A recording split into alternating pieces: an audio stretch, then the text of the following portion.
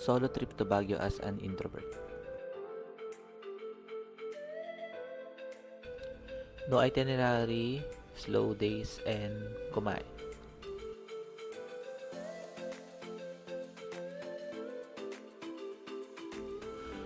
I book my accommodation via Agoda app and ang napili ko is itong Hotel Henrico Quezad around Quezad Road, Baguio City.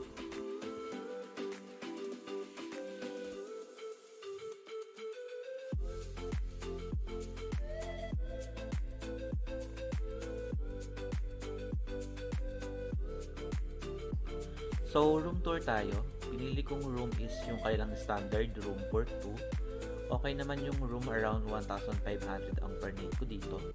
Merong cabinet, chair, vanity table. Walang aircon pero malamig naman kahit electric fan lang since nasa Baguio pa naman. Kompleto rin sa toiletries, may hot and cold shower ang CR. Overall, okay naman siya for on a budget traveler gaya ko. Buharing malinis yung room and presentable. After ko magpahinga sa hotel, nag-decide akong maglakad-lakad dito along Session Road and dito na din ako nag-decide kung saan ako magdi-dinner. Pinili ko pala itong branch ng Biscos along Session Road. Actually, second time ko na kumain dito and ang in-order ko this time is yung kailang chicken and pesto pasta, slice of chocolate matcha cake, and mango shake.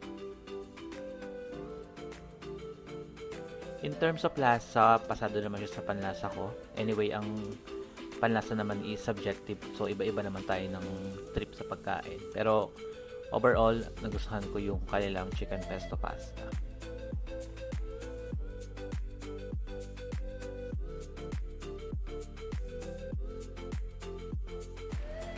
Second day, patanghali na ako bumangon yan. No strict itinerary. Parang tinatamad pa nga ako lumabas. Pero kailangan since kailangan ko din kumain.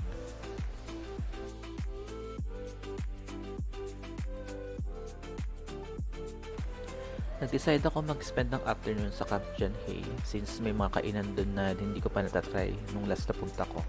For lunch, I choose Volante branch nila banda sa Techno Hub. I ordered one piece chicken barbecue at isang 6-inch chili con carne na pizza. After ko kumain, nag-crave naman ako sa matamis kaya sunod kong pinuntahan itong katabi lang din nila na Berry Mama. First time ko din ito sa kanila at na-try itong strawberry swirl. Naglakad-lakad lang din ako sa Camp John Hay at naghanap ng pwedeng mapwestuhan para makapagmilay-milay at pahinga. I spent the rest of the afternoon kasama mga pine trees which I enjoyed more.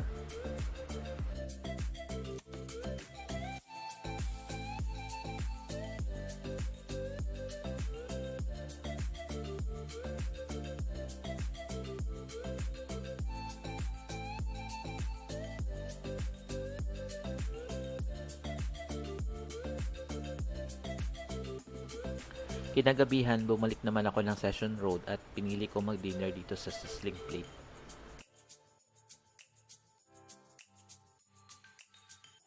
I ordered one pork sisig with java rice at isang cheeseburger with fries.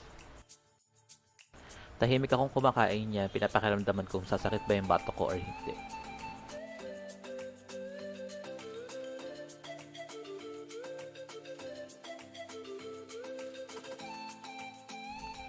Tanghali na ulit ako nagising at nag-decide akong dumayo ng lunch sa Arcas Yard Cafe along Ambuklaw Road.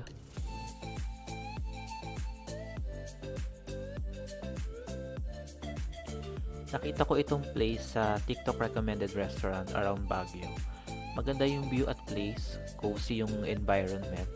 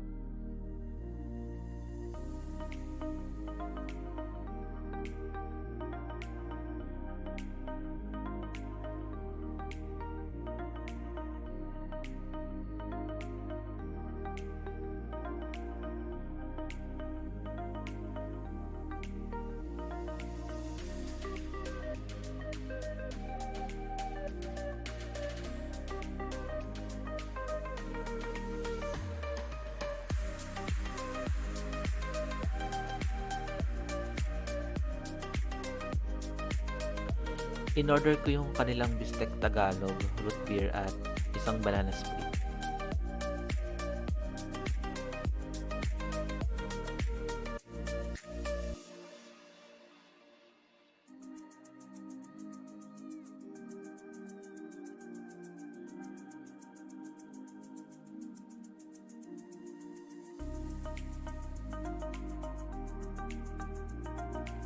After ko kumain, dumiretso na ako ng SM Baguio para magpalipas ng oras.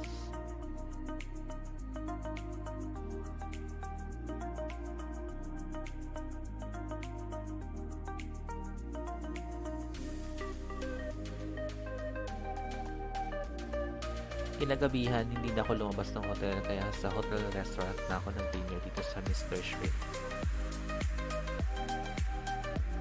In-order ko yung kanilang calamares, beef bowl, actually nakalimutan ko kung ano yung tawag, and lychee juice.